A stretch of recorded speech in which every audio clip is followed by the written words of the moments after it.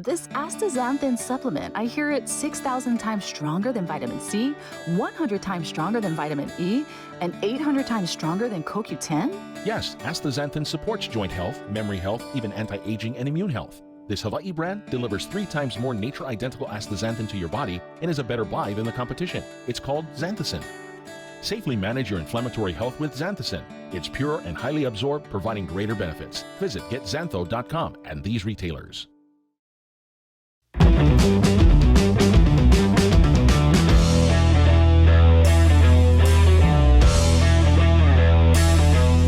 Welcome to episode 12 of Hawai'i Football Now, presented by Xanthicin. Mahalo also to our sponsor, Spectrum Mobile, as we get things going heading into the final 2 weeks already of the regular season for the University of Hawaii. And sad to say, probably the final 2 weeks of the entire season for the University of Hawaii after a gut-wrenching, insert any of the hyperbolic sort of cliches after their 14-point loss on the road against UNLV. But for our opening drive segment, before we dive into some of those details, Hunter, it was a fun weekend in Vegas. You had UNLV, which was basically a home crowd for the University of Hawaii, as it always usually is up in Vegas. You had Max Holloway fighting basically the entire third quarter of that University of Hawaii football game. Sunday, you had Chiefs, Raiders, all kinds of local connections there. Marcus Kemp, one of them. Marcus Mariota, the other, on the other side for the Raiders. Are you a Vegas guy, Hunter? I am a Vegas guy as long as it only lasts 3 days. I'm a firm believer that anything after the 3-day mark, you just become a zombie and aren't making sound decisions at the table. So get out of there after the 3-day mark. I am with you. I am with you. If you're there longer than like 72 hours, some would even say like 48 hours. You are maybe needing to reevaluate some of your life choices, perhaps. Yes. Some guys take it at a slower pace. Some of the seasoned veterans, if you will, they take it at a little slower pace. I can totally get that. The folks that maybe fly up on the charter, stay downtown, do a little bit of that. But yeah, I really wanted to be in Vegas this past weekend just because of all of the above. I thought it would have just been a great sports weekend. Yeah. Neither of us went up, so we missed out on that opportunity, but it was fun to kind of take it through the prism of television. That is for sure. And, maybe in a couple years on episode like 312, that would be awesome. And I keep this thing going, we can convince the powers that be, at ESPN Honolulu for the 2023 Hawaii UNLV game. And hopefully things are looking up by then for the University of Hawaii football program, because it was a little rough. And I know we've kind of spent a lot of time this year on this very podcast lamenting. But it's hard not to do that after the showing that the University of Hawaii had this past weekend up in Vegas. They entered as basically a field goal favorite, anywhere from 2.5 to 3.5 points, depending on where you looked. They were a favorite. They were favored in this game on the road against at the time, 1-8 UNLV team that was winless just a week prior and hadn't won a game in 2 seasons under the current regime there. And boy, was it rough. Hawaii now 4-7, 1-5 in Mountain West Conference play. It's good for last place in the West Division of the Mountain West, as UNLV now leapfrogs them and surges ahead after a tie for 4th place, or 5th place, I should say, whatever that's worth. Bowl invite basically off the table. They could get to 6-7. We saw them 3-4 years ago get in with a 6-7 Hawaii Bowl bid, but you've already got 6 Mountain West teams already bowl eligible. San Jose State is 5-4. They are likely to get to a bowl game. And that's just more bowl eligible teams than there are bowl ties. And so, Hunter, now we're staring at the reality that this team that came in with some lofty goals, returning to the Mountain West Conference Championship game, contending for a division title, contending for at least a bowl berth after a bowl victory last season. And they are now a far cry away from getting to those goals. And a lot of self-reflection, self-evaluation going to be needed over the next couple of weeks and on into the offseason. And just kind of wondering what your initial thoughts. I know you were very disappointed, as were a lot of us, before we get into kind of the details of the game. But just how you feeling, man? Well, first of all, the that car that drove down the wrong side of the Alawai that smashed in like 15 vehicles, that was more entertaining than that UH game against UNLV. Let me just throw that out there right now. There were more fireworks. There were definitely more fireworks, man. Unbelievable. Glad everyone's okay in that situation. Maybe the cars are not. Thankfully, we have insurance. Yeah, man. Just hearing you go down kind of that list of some preseason hopes for us. Oh my goodness. Now looking at where we're at towards the end of our year, we're not even close to that. And quite honestly, we deserve to be in the last place of Mountain West right now. It feels that way. I want to, man, like it feels like we're probably one of the most mismanaged teams in our entire conference. When we have the majority of our wide receiver core still here, same passer that put up serious numbers, maybe not entirely because of him, Chevin and Cole split time in the run and shoot, but they know how to score points. And whenever I look down at our schedule and the points that we have not been able to put up, Jordan, is pathetic. I don't have any other word for it. It's infuriating as a previous, player and a fan of Hawaii football. We need to be doing better, and we've suffered long enough. It felt like in the last recent, years, UH is really starting to trend upward. Some things are starting to happen. We're getting funding. We're all the stuff with the stadium this year. Things are trending upward, and then we lay an egg on the season, basically. Other than the Fresno win, we didn't have a legitimate win all year. We beat Portland State once, okay? And then we beat New Mexico State. Who is that? We beat them twice. I mean, outside of those three wins, we haven't beaten anyone else. We deserve to be exactly where we're at, man. I'm sorry to say it, but it's true.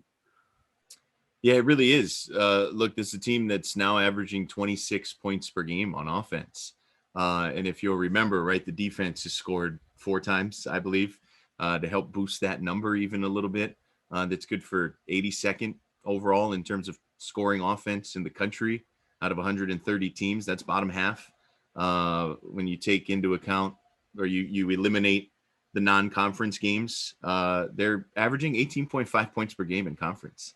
4 of the 7 or 4 of the 6 now, they've scored 17 or less points. Like it hasn't been good there. You run out of ways to kind of look at it through a positive spin.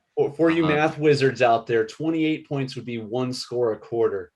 So we are well beneath that. That is not okay. Yeah, exactly. And so this game, once again, just further reflection, right? Another microcosm, if you will, of the struggles. Like Hawaii scores. And also I think the frustration because of the way that first play played out, right?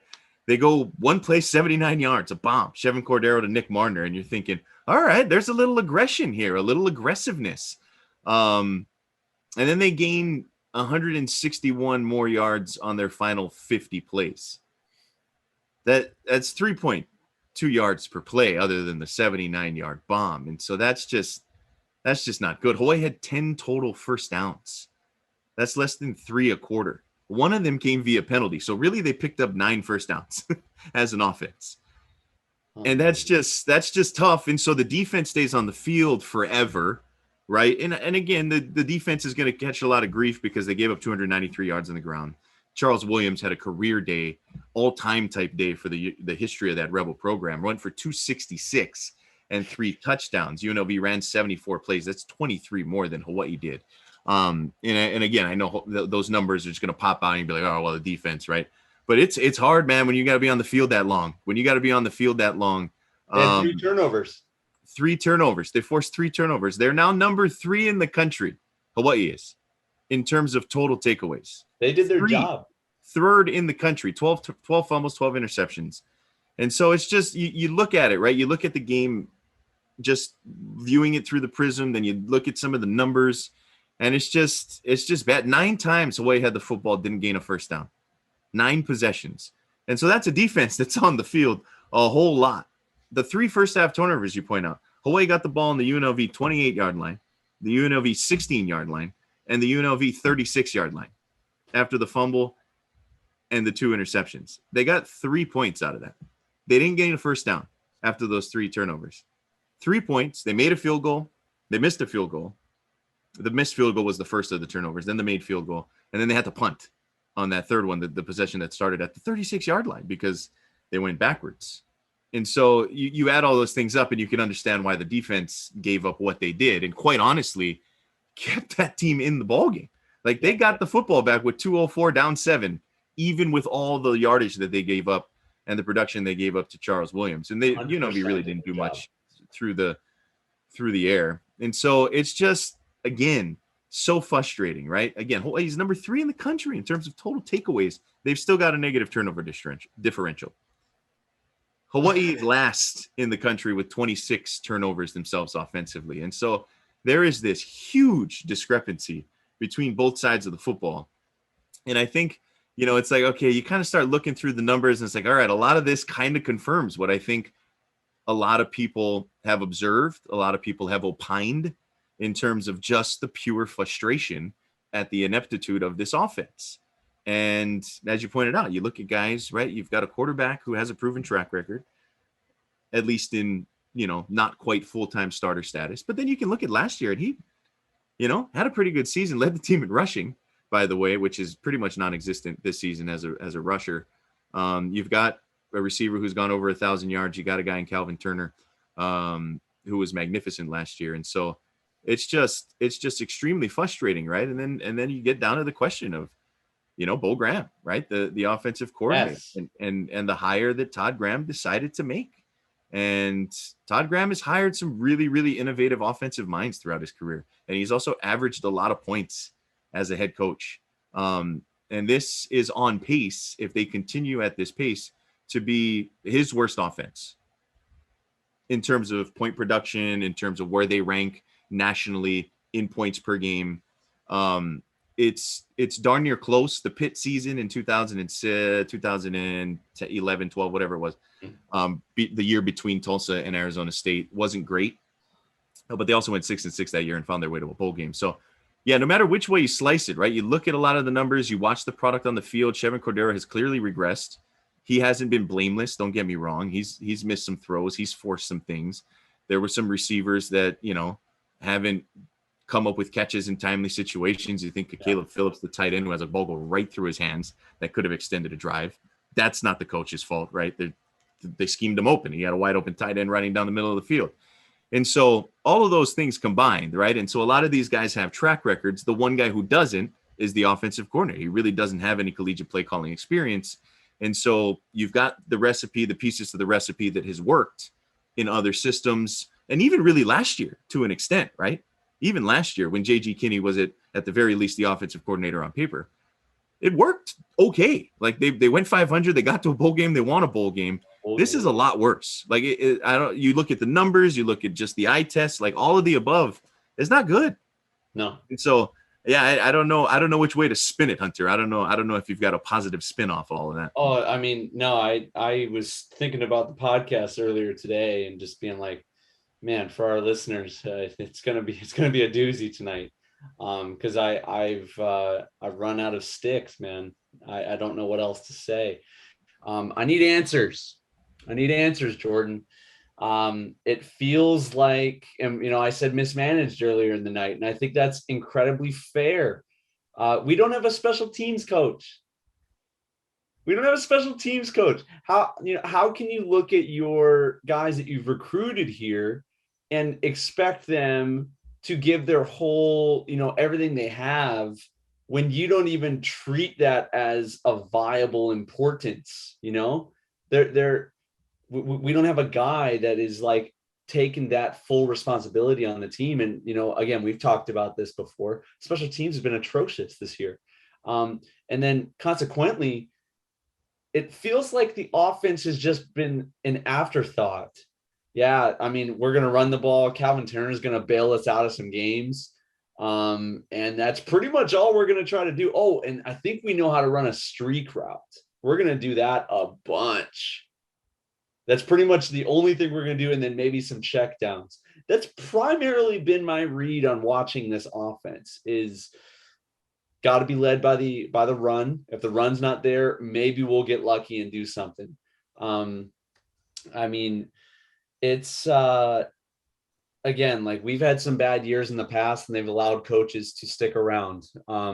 They have, one thing about this regime is that the program, they're really trying to focus on character building of the team and allowing that to kind of fuel everything else. But at the end of the day, your job is to win football games. And I was that. I was the somewhat of a spiritual older brother whenever I played football. People listening to this know I didn't play a down of football for University of Hawaii.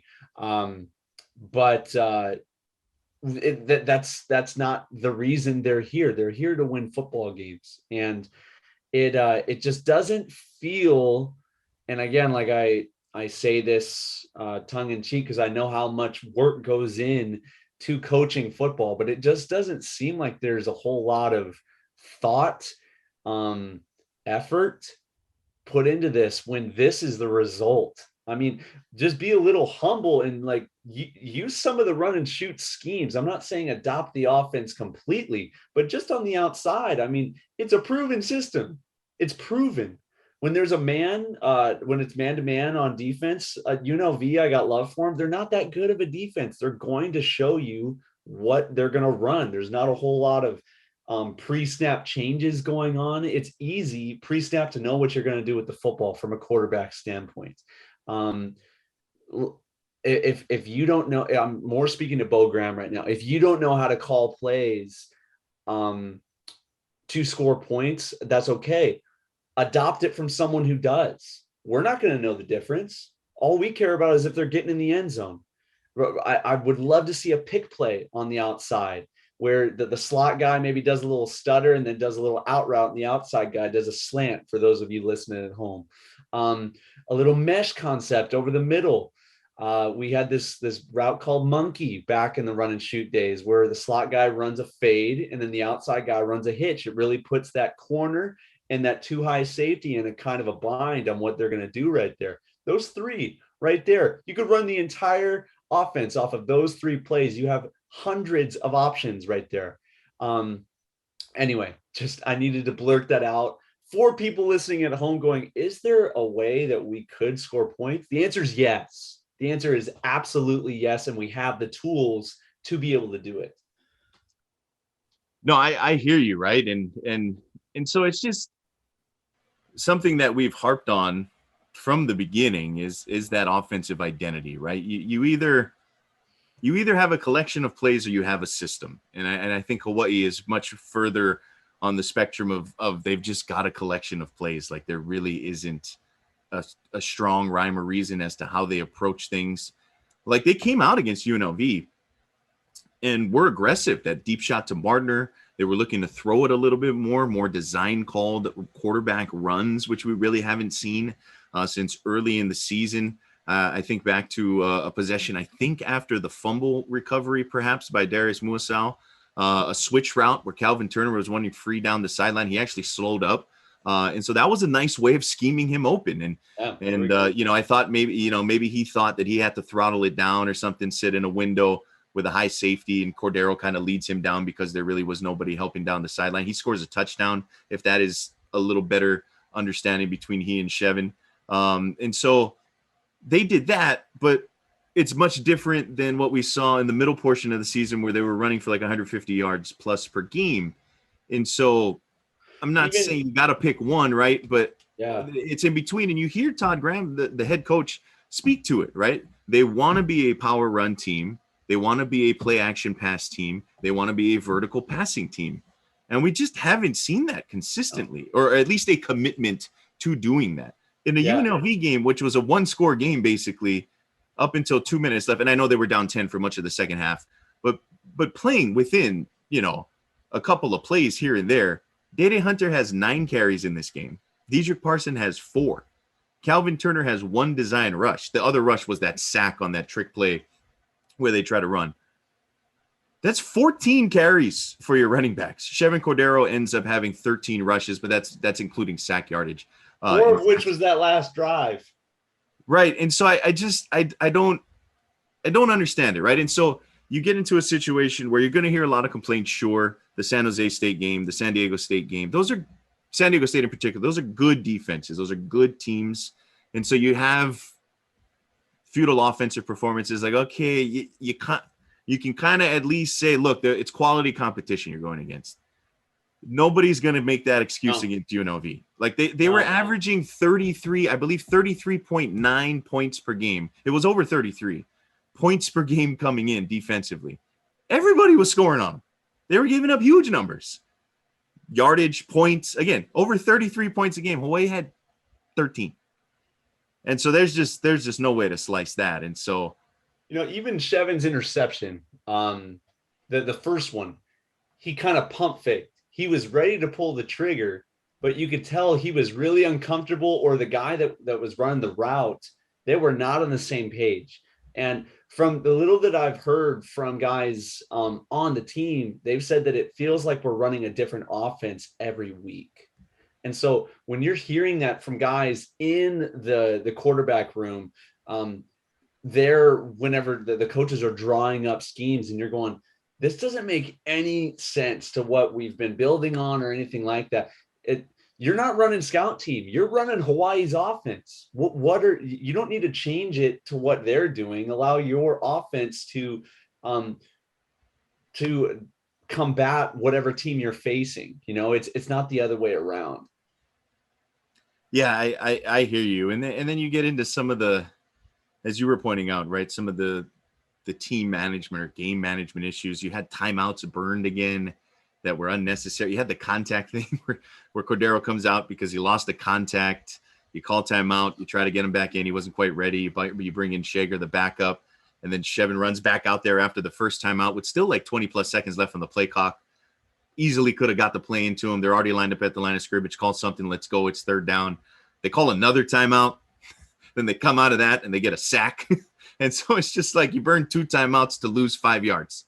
And that is just a bit frustrating. And then, you can argue, I think you can make a case either way. That last possession, they blocked the field goal. John Tuitupo, right, the Kalaheo graduate originally from American Samoa. Huge block of the field goal. We have been critical of the special teams. That was a special teams win, right? That was a good shining moment for that group, for that unit. Blocks a huge field goal, gets them the football back at their own 47, down 7. You got to go 53 yards to go tie the game. All right, you figure that's doable. Look, they ran it 4 times. They end up getting stopped about half a yard short. I can see the thought process of, hey, look, we're gonna try and grind this out. We're gonna get back to what we do best, and that is running the football. And we're gonna establish things. And if it's 4th and 2, like you're probably gonna call a power run play or something like that. So I kind of get it. But a lot of people were not happy about 4 straight runs, which netted 9.5 yards and ultimately ended your season in terms of bowl hopes. And it was a little unimaginative, I think is fair to say at the very least. But it was another situation where, situational football, whether it's getting throwing inbounds, getting tackled shy of the first down, clock runs out, you run 4 straight times with 2 minutes left and you get tackled short, and that's basically the ball game. I know they gave up a touchdown just after that, but it's just further evidence. Like there's all these instances, right, where it's like, man, what we got to be better. 2 weeks in a row. That's 2 weeks in a row that we've blown. Just from a game management side, any chance at tying the game again. We had an opportunity, both games, to march down the field and reward our defense for doing their job. Yeah. And it wasn't that we didn't execute. We didn't even have the opportunity from some of the play calling. And again, like you could make the argument, Chevin last week didn't throw the ball into the end zone when maybe he could have. But, even in business, Jordan, if you don't have the skill set to get a job done, you go out and find the best person that you can find to fill that role. And I think Graham has done that his entire career of going out and getting great play callers to complement his skill set as a defensive head coach.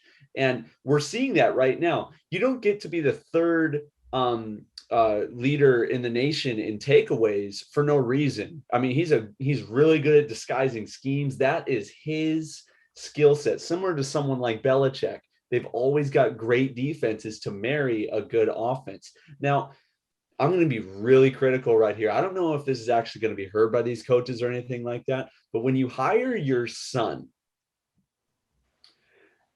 coach at the end of his career, maybe one of his last Division I coaching stops, that's probably what's going to happen in this situation. And then you hire your son. Yeah, we're in Hawaii. We'll bring my son over. He'll be the play caller. That might be well and good in your mind. Yeah, this is going to be a great family, memory. Oh, your first Division I opportunity. Hawaii is not an afterthought. We've got a rich history out here with people that care very deeply about this island, this culture, this team. And some of the stuff that I have seen and heard from guys on the team of a disregard for the way that we do things, even sometimes a disrespect. It's not okay. It's not okay at all. And it's being mirrored on the field right now with someone who just is not cutting it at the Division I level, when there are plenty of other coaches with Hawaii ties, by the way, that would allow you to be married to the culture as a white guy from the mainland. When you're not allowing that to happen, it's fair to be somewhat critical here, because we don't mess around right now, especially with all the work that the previous regime did of regaining Pride Rock to the island from the Norm Chow era. I don't want to see us slipping any longer. Yeah, and I think you bring up a couple of points, right? One of them being Todd Graham has always found offensive play calling talent. Like, he has a very specific recipe to his success, and the dude has won a lot. He really has. You talk about his first 13 years of coaching, right? He's gone to 11 bowl games. That includes last year's Hawaii victory in the New Mexico Bowl. But offensively, he has found really, really good young talent when it comes to offensive play calling, offensive coordinator. I mean, you go down the list, like his first head coaching job at Rice in 2006. And I got curious about this because I remember watching those teams, right? I remember watching those teams as a kid growing up. I remember watching that 2010 Hawaii Bowl where Tulsa came in and kicked the bejesus out of that Hawaii team that want to share the WAC title, and thinking, wow, these guys are exciting, right? GJ Kinney was the quarterback. But you go through the list. 2006 Rice, Major Applewhite is his offensive coordinator, former Texas quarterback. That dude goes on to coach Houston, and I know he's no longer a head coach, but he put up some points. Then he hires Gus Malzahn. Gus Malzahn, who was 1 year removed from being a high school head coach. And the only reason Gus Malzahn was the OC at Arkansas the year prior is because his quarterback and 2 receivers got recruited to Arkansas. And so sometimes a little, knowing the right guy works out okay. But those Gus Malzahn went on to coach at Auburn. Yeah, exactly, right. And he was the offensive coordinator on a national championship team at Auburn. Look, his 2 years at Tulsa, they averaged 41 and 47 points per game. Then he hires Chad Morris, who went on to be the great offensive coordinator over at Clemson, gets the SMU job, then the Arkansas job, kind of flamed out as a head coach. But boy, he could score some points. That's right. Then he hires Mike Norvell when he goes to Pitt, and then takes him over to Arizona State. Mike Norvell, who's now the head coach at Florida State. You might remember him from when he was putting up all those points at Memphis. And then he hires Chip Lindsey, his second to last year at Arizona State. Chip Lindsey, who's now the head coach at Troy. And they're having a pretty good run under him over the last 4 years. And then his last year at Arizona, there, man. And then his last success for a Graham-led team. Yeah, and his last year at Arizona State, his offensive coordinator, Billy Napier, who's now the head coach at Louisiana Lafayette. Right, Lafayette. The Raging Cajuns, pretty good team. And so he has identified guys who can call plays and run offenses. 12 seasons prior to coming to Hawaii, Graham's teams averaged 30-plus points 9 of those 12 years. Averaged over 40 points in 4 of those years. So 75% of the time, his team's putting up at least 30 points per game. Again, Hawaii is on track to average 26 this season. And if you look at it, right, put it in context, right? Okay, some years, maybe an anomaly. Teams are scoring more, offenses up, offensive down, whatever, right? Things have changed very much over the last 25 years, or 15 years, I should say. 9 of those 12 years, 11 of those 12, 9 of those 12 years, 30 points or better. 11 of those 12 years, Todd Graham's teams were in the top 44 nationally in terms of scoring offense. So they were no worse than 44th. 11 of those 12 years. Again, that Pitt year in 2011, they finished 83rd nationally, but still went 6-6 and got to a bowl game. And so the 2 years here in Hawaii, 26.2 points per game last year, 85th in the country. There are 26 points now. That's good enough for 82nd in the country. So you're talking about 2 of his 3 worst offensive seasons since he came to Hawaii. And you could say, okay, yeah, you know, you got to transition one. I mean, Hawaii, the 2 years prior to the coaching change, 30.8, 33.9, 33.9 in 2019, that 10-5 year, they were 24th in the country in terms of scoring offense. And so, like, I try to look at this as objectively as possible, right? And try to look at the numbers and whatnot, because I think, look, you open yourself up to that when you're talking about Bo Graham and Todd hiring his son and all these kinds of things like that. That 100%. It comes with the business, right? And I don't think that's any secret. I don't think that's any surprise to Todd Graham. But when you just look at the numbers and the trend that this Hawaii offense has been on compared to his previous stops, like you pointed out, defensively, he's doing the same things. He's top 3 in the country in turnovers. Scoring defense, maybe a little tick down, but I think a lot of that is because the offense hasn't helped him out at all in this. And you're talking about an offensive coordinator, whether he's your son or not, who had 0 experience calling plays at the collegiate level. Right? I mean, that's just fact. And if Mr. Matlin is listening to this, just have a conversation with him. We have the exact same skill set that Rolovich had, a lot of the same guys, if not better, with a guy like Calvin Turner now in our offense, and then running backs like Parsons and Day Hunter, obviously. And then you look at the track record, and then you look at what we have now. It's I'm not a big numbers guy. It's obvious, Jordan. Like it's obvious. We could highlight it in yellow right now what the issue most probably falls on. I mean, I hate to say it, but that's the way it is. That's what the situation is right now. And so my big takeaway, I mean, something's got to change, right? Yes. If you're going to try and sell us that, look, the quarterback fit isn't the right one with what we're trying to do offensively, I wouldn't agree, but maybe that's the change they go. Maybe you need to change personnel. Maybe you need to change, but I think a very real part of that conversation has to be, it just has to be, otherwise it's malpractice. It has to include changing the play caller. Like it has to.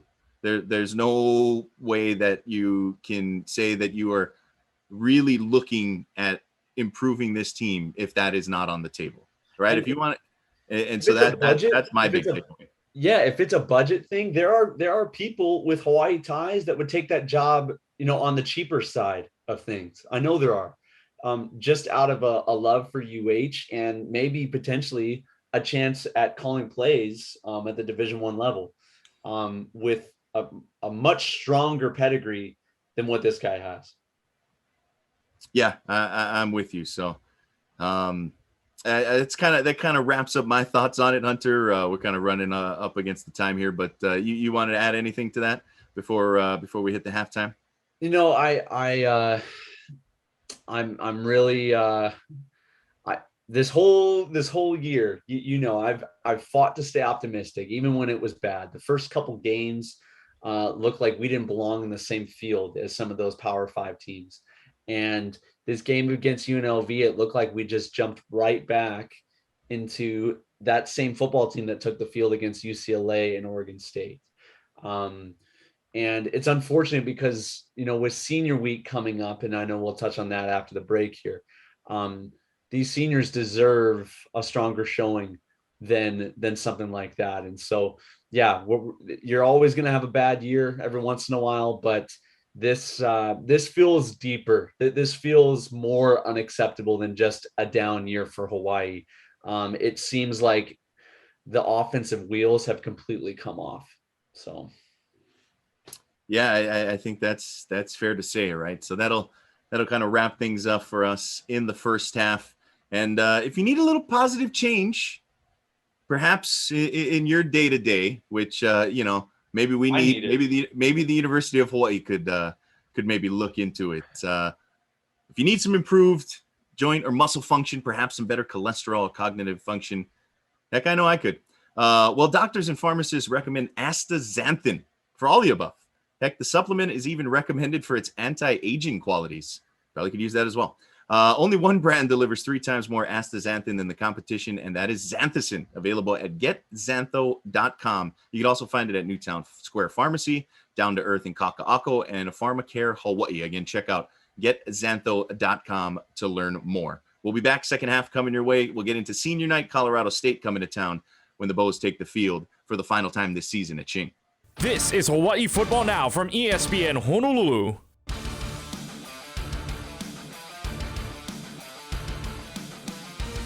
All right, second halftime, it is senior night already at Ching this coming Saturday as Colorado State comes to town in a very similar situation, funny enough, to the University of Hawaii. A bit of shared misery as the Rams are 3-7, 2-4 in the Mountain West Conference. Their bowl hopes dash just like the Bows after a 35-21 loss this past weekend. It came at home against the Air Force Academy. A 4th straight loss for the Rams after starting 3-3. They've got a former Power 5 coach that hasn't exactly got off to a roaring start. Steve Adazio, former Boston College head coach, now in his second season there in Fort Collins. He's 4-10 so far at Colorado State, with just 1-3 last year. This is a guy who went to bowl games in 6 of his 7 years as the coach of the Eagles in Boston College. He had 2 years at Temple prior to his time at BC, but they're not really scoring a lot of points, kind of like Hawaii, 22.9 points per game. They only allow 23.7. So they got a good defense, but not a very good offense. Sound familiar? They're giving up less than 300 yards per game on defense as well. So this comes down to a matchup of two teams kind of trying to get out of the losing column, right, Hunter? But also for Hawaii, and you talk about this a lot as a guy who came through this program, a guy who grew up on the mainland but found a home here. Just how special the program is, how special the ties to the community are, and senior night, I know, is a big deal. Like the team could be 0-11 at this point. They're obviously not. It's 4-7, but just kind of what was that experience like for you as your time with the program kind of wound down? Well, just for my story, getting that scholarship my senior year, halfway through the season, that was completely out of left field. Really felt honored and seen by the program, the coaching staff. As a walk-on, you never really know if your efforts, your energy are being fully appreciated. They are by the team, because you're with the guys and you got love for everyone involved, because you share jerseys. So we're on the same squad there. But when they honored me with that scholarship, and then senior night happened to be against BYU. It just happened to fall on that night in 2017. It's always something special. I think just with the aloha and ohana culture that is Hawaii, we know how to send people out well. With it being such a transient place of people coming and going, we do know how to take care of our own guys in that aspect. So very special. So I'm hoping the guys feel loved and cherished, because we've been very thankful to have them. So what's the message in the locker room amongst the leaders or from the coaches or whatnot, now that all those big lofty goals that we talked about in the first half of the pod, they're off the table basically, and so you're playing for a lot of pride over the last couple of games? Obviously the senior night element adding a little bit to this coming week's game, but what's kind of the message and the vibe as this team looks to close out the season on a strong note? Yeah, first and foremost, you play for each other.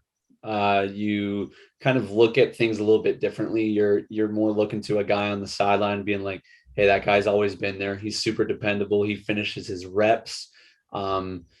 I'm looking to him as the inspiration for what I'm about to do on the field. And really, I would be really interested, just from a team culture standpoint, this week, knowing that you're not going to get to a bowl game. And with this coaching staff's kind of whole vibe of my way or the highway, just from a player's perspective, some interesting stuff is going on in that locker room right now. I don't know that for a fact, but just as a former player, I can remember when Norm Chow was let go about halfway through the year in 2015. It really changed the dynamic of, okay, we have an interim coach in Chris Naole now. We're not good. We're not going to make a bowl game. What is there left to play for other than each other? And this is where things get dicey too. Whenever you play another team that doesn't have a whole lot to play for, things can get chippy. Things can get chippy really quick. It's been a long year. You might, have a nick or two, nursing an injury. And there's been enough that's happened this year to get people angry. I know from experience, I would not be surprised if some unsportsmanlike conduct penalties are thrown at Ching from both sides of the football. That's my hot take, Jordan. Hey, you never know, right? And I think there are some recurring themes usually when you get into these games late in the season that always seem to kind of play out. So it's going to be really interesting to see. Word was that the University of Hawaii is trying to get loosened restrictions, if you will, for those who want to attend the football game, such as, being able to maybe eat or drink something other than just water. But as we record this on Tuesday night, I don't know if any of that has been approved or disapproved, and what the likelihood of either is going forward. But I know the Honolulu Star Advertiser in their Kokua Line column segment answered some of those questions. So maybe we'll cross our fingers. But what kind of crowd do you expect to have on Saturday? And the one thing that I think bears repeating, and it's been talked quite a bit throughout the football home game, a few basketball home games, Rainbow Wahine volleyball game. Like, the student sections have been awesome. Awesome. And I know we've talked about this before, but I just had to bring it up again because I got a chance to go to a Wahine volleyball game and a University of Hawaii basketball game this past weekend, and it is so much fun. Like, they add so much to the environment. You got a lot of the diehards, right? You had the aunties there for volleyball. You got some of the older crowd. You got some of the younger crowd. But the students, it really turns it up a notch. And I would imagine they're going to come out again Saturday, right? The last football game of the year.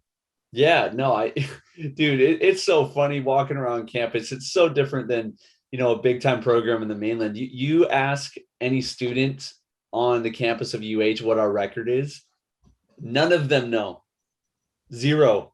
Even when we were really good, like they have, I don't know if it's just that it's so not mainstream media over here, and it's tough to even get in front of a TV that's showing the game.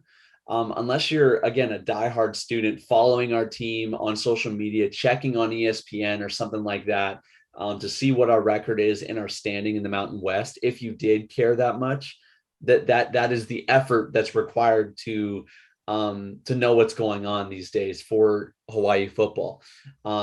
But yeah, they don't come for, our team if it's winning or losing. Obviously, they'd be more stoked if we're winning. It's just to be around the culture. It's just to be around each other. We're at a live sporting event again. And for a lot of most readily friends and, family of the team, that's why they're down there. They want to see their boys.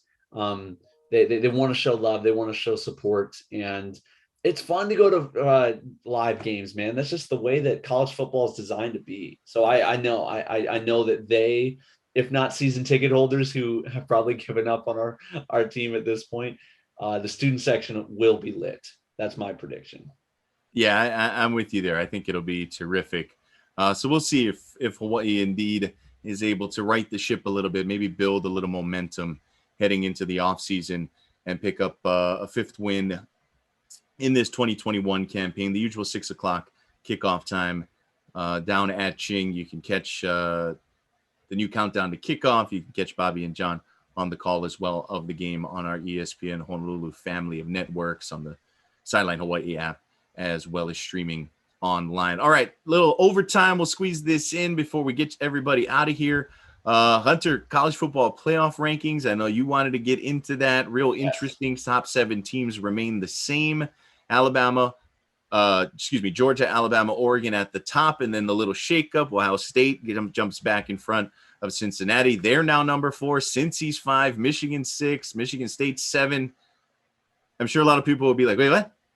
Yeah, even though Michigan State beat Michigan like 2 weeks ago, they're still behind Michigan in the rankings this week. And I don't get some of the logic, even though Oregon is above Ohio State.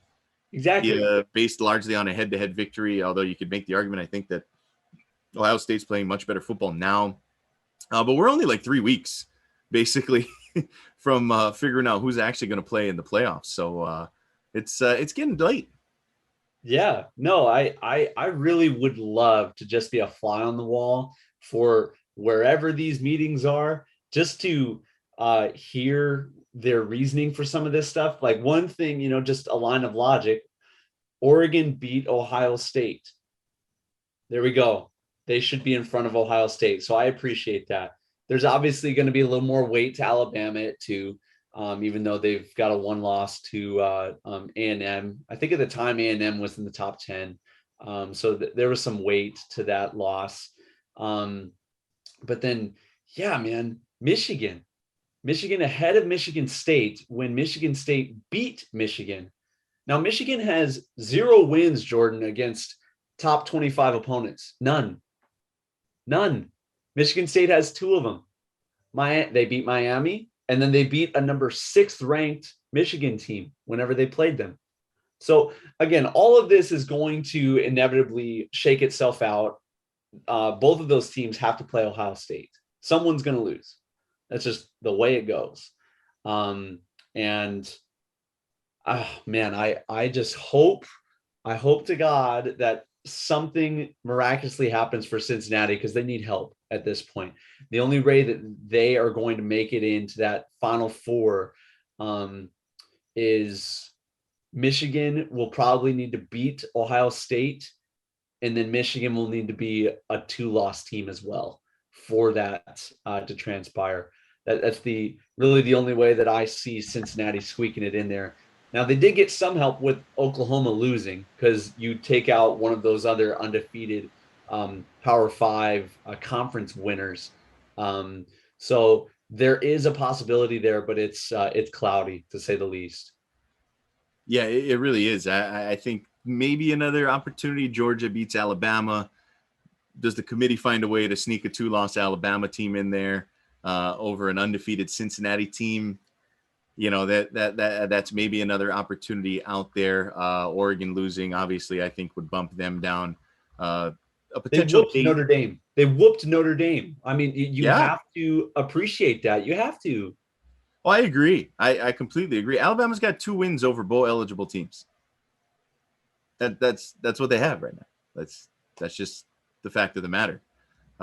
Houston being ranked this week, and if they win out, a potential ranked opponent for Cincinnati in the American Championship game could, I think, be beneficial to the Bearcats. But I do think the other thing that Cincinnati is going to need to do, which is always kind of just slightly icky when you talk about it that way, but they're going to have to dominate their last 2 opponents down the stretch here. They got a good SMU team, I believe it is, coming up this weekend. And it was a bummer that SMU lost a couple of weeks ago, because they'd probably be ranked at this point.